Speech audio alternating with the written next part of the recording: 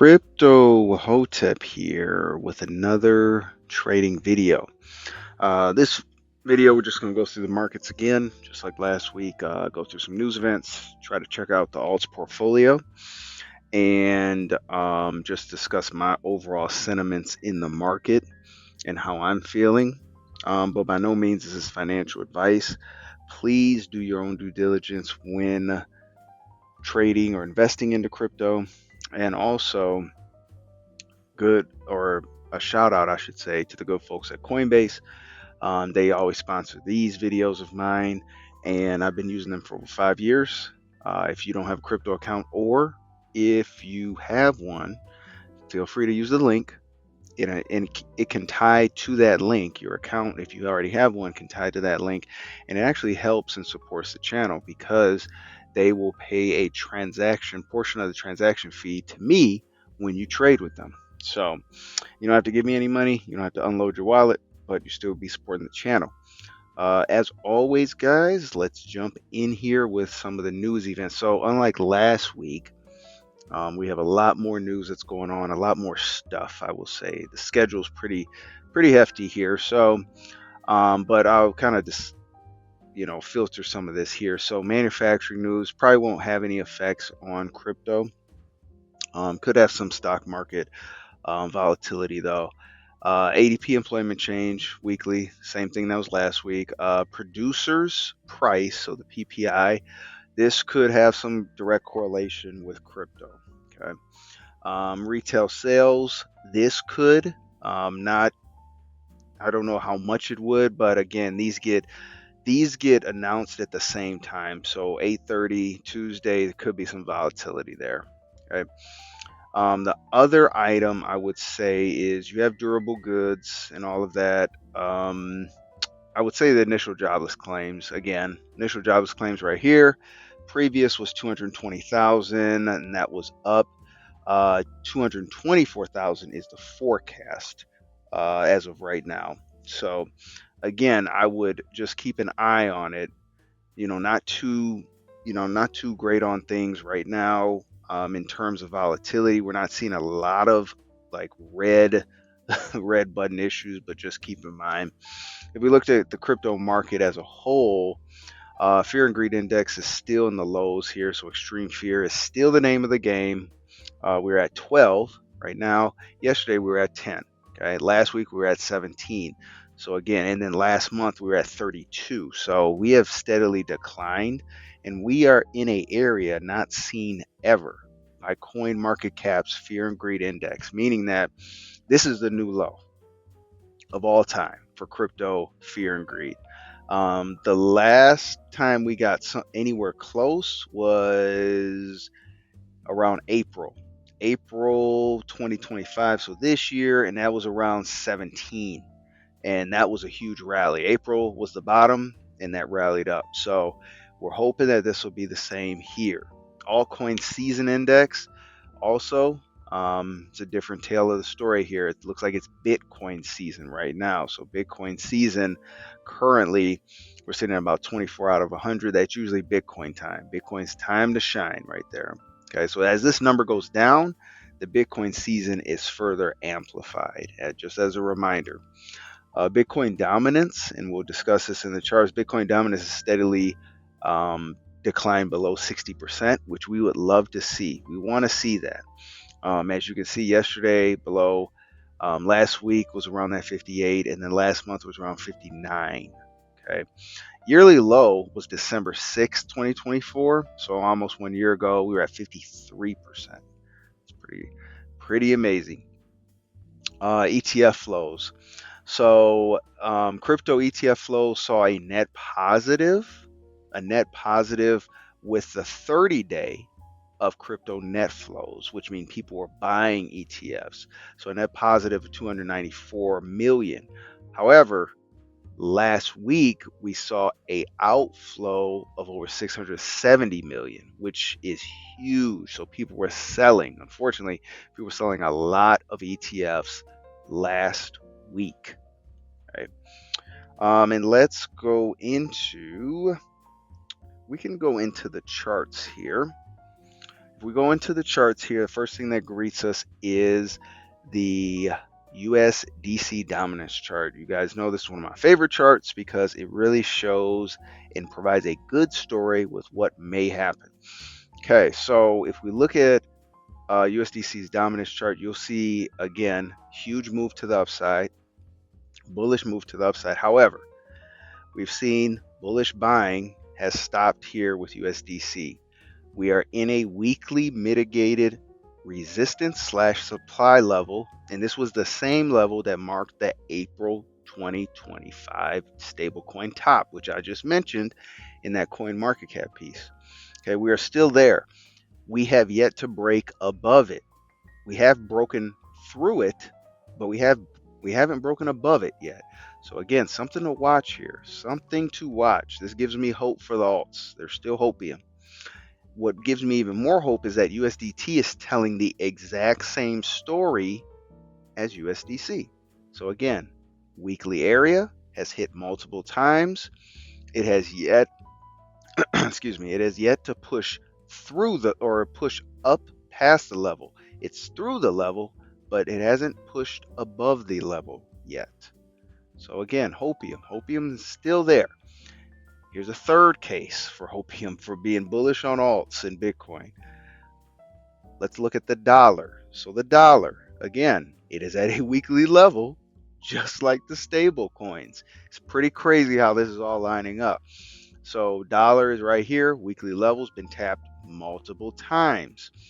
Unfortunately, the dollar has had a death cross here. Now, there was a big rejection for the dollar last week, and it is the third time that it is tapping into this 100 level weekly resistance supply level right here. So will it reject again, and will we get a sharp rejection? We will see. One thing I will note is it is trading above the 50 RSI. Okay, so it is trading above the 50 RSI. Last time it did that was March 2025. Okay, so again, that still doesn't mean it'll break above it, because we need to see it broke through and above. That's what we have to see here. Okay, let's go to the total 3, which is the altcoin market. Altcoin market, we aren't looking bad. So I know it's a lot of doom and gloom out there. Total 3, the alts are trading below 50 RSI. Last time this happened was in June 2025, but we are also in a weekly mitigated area. Okay, so we are in this weekly level right here. I did take out the Fib golden zone and the Fibonacci tool because we are far past that golden Fib zone, as I mentioned in last week's call, or last week's recording, I should say. And we are currently in this weekly support / demand level. This weekly level saw the move from June all the way to September, this big move right here. It also was a catalyst for the April move. April, I just said that. Yep, the stablecoin top. So again, the stablecoin top in April propelled the alts. Okay, so what are we thinking here? Well, let's see if history will rhyme. But I don't think it's just going to be a straight up V recovery right here. You don't really see that with bottoms. Bottoms are somewhat painful, meaning that a lot of price movement back and forth, a lot of, oh, we broke out, no we didn't. Oh, we broke out, no we didn't. So I think that we bottom this area. If this weekly level holds, we can bottom this, and then we can see a sharp burst back to, say, 850 billion for total 3. Okay, that would be huge for alts. Okay, let's go to the S&P 500. S&P 500 is setting up to be a very bullish move here if this weekly level holds. Okay, if we look at the S&P 500, around, I want to say, what was that? March 2025, this was nearing those tariff talks. So March and April was around those tariffs that Trump unveiled, and the markets didn't like it. So that essentially broke the stock market down.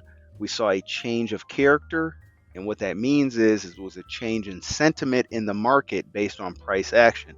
It took out a major low, and that changed the character where it could be viewed as bearish. Well, price quickly, this is a V-shaped recovery right here, V-shaped. It looks just like a V. So there wasn't a bottom. It was literally just, okay, down and up. That's literally how it happens.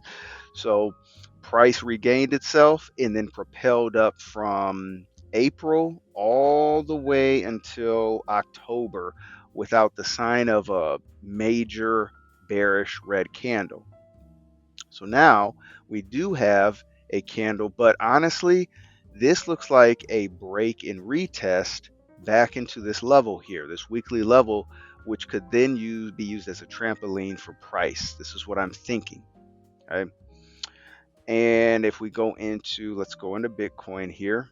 Bitcoin, very similarly to the altcoin market chart that we just looked at, we did break a level. So we broke a low here and we see a change in character. Now, again, very similar to that S&P chart, who knows what could happen? We could see a V-shaped recovery, which means price literally would just bounce and then go. Or what I think, I'm a little bit more conservative, is we see a bottoming, meaning that price will come back down into this weekly level, which could produce more pain, and then try to tap into a lower price into the 70s and then come back up. And what level we would hit is we would have to reclaim 100. So we'd have to reclaim 100 again. Okay. Ethereum actually looks better than Bitcoin to me. So Ethereum hasn't broken anything, so no change of character or anything like that. The change of character happened in August, and it was change of character to the upside, and we're still in a upwards trend to me for Ethereum. So Ethereum, this our golden fib zone with the Fibonacci tool, I'm still keeping intact here because the candle is still technically in this zone. I don't really see us going all the way back into this 2000 weekly level here. Could it happen? Yep, it could. But I just don't see that. I really don't want to see that. So I think Ethereum is good right now. But again, we're just laying in wait. And in addition to that, I think Ethereum is also good for the fact that it's in between the 50, which is the purple line, and the 200, which is the blue line. If history repeats itself, or as history's shown us, this has proven well for Ethereum. You can see here, we can see here, and we can see here. So this is proved pretty good for a catalyst to jump price in Ethereum. Okay. And then let's go to some of the trades that we are currently in. So near, nothing has changed with near. For me, we are still in accumulation with near, as you can see right here. So we're still in accumulation mode. Change of character to the downside just because it broke that low. So, but we are still in this accumulation. A lot of ranging price action here. So this level is just chilling by itself. So who knows? We could see a dip down into this and then a spring up. So we could see that, or we could see this whole level hold. So I don't know. This could be a lot of, accumulation and then maybe manipulation and then distribution. This is a whole bunch of accumulation right here. Okay, let's go into graph. I just want graph to do something. So graph is still in the weekly level here. You can see my buys are here. We haven't bought any more graph because I haven't seen any buyers as of yet. We have broken structure to the downside, unfortunately. So not only did we change character to the downside here, we've broken structure to the downside here, and we are sitting in this level. So typically, once that break of structure comes and we have several candles past the broken structure level, we may be looking at a bottom, hopefully. So nothing has changed. Uniswap actually looks pretty good. Uniswap broke the downward trend. We bought some. And ironically, despite all the FUD and all the decrease in price, $6 level has held pretty nicely. It has held pretty nicely. So I like this. We aren't doing anything yet, but I like this, and if buyers come into $6 again, I will buy some. C, same thing. I got to see buyers in this $13, $14 weekly level here. Other than that, I'm not doing anything with C. I'm still bullish on C. We have change of character broken to the upside for C, so I feel good about it, but I'm not buying anything yet. Airdrome's kind of similar spot here. Weekly level still's intact. Airdrome was the victim of a hack this week, but it was just on the front end, which means everybody's funds were safe, which is a good thing. But still, I don't think it did really anything for the price. And again, we have delayed or decreased selling pressure right here, so something good to see as well. So really quickly, let's go to the altcoin portfolio. You guys will see here on the 1 month, we are negative 12.53%. On the 3 month, negative 29%. Ooh, it's rough. And then 6 month, we are positive 44%. And these are the culprits right here. As you can see, Aerodrome, negative 13, Uniswap, negative 14, Near, negative 33, C, negative 39, and then the stubborn one of the bunch, Graph, negative 48. We did up our USD. So we did stack some more USD this week, USDC to be specific. So we're just laying in wait for any big buys that we see. Right. So again, for right now, we are just laying in wait, guys. We're waiting to see what the market does, and we're just being patient. And that's the biggest part in trading. Sometimes you just have to sit on your hands and be patient so you can see a good chance to strike.